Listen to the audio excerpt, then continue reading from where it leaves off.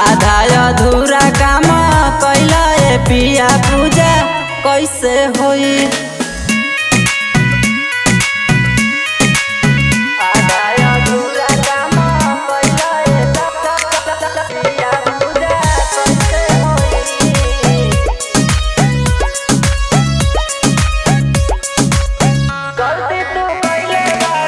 गलती तू कैले बाड़ा, बड़ गलती कैले बाड़ा, जाके बाजार ना सामान कुछु लैले बाड़ा, ऊपरे से औरे राजा गंजो चढ़ैले बाड़ा। पान के पाता के ना बायाता पाता पूजा कैसे होई।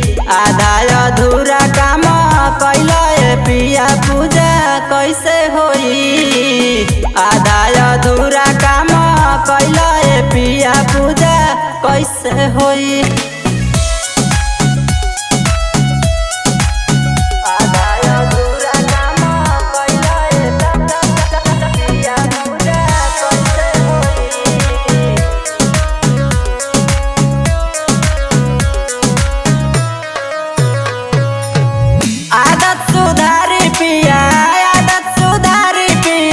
लैला बाजार से ना फल फलहारी पिया, अंकित सूरज तनी बना समझदारी पिया।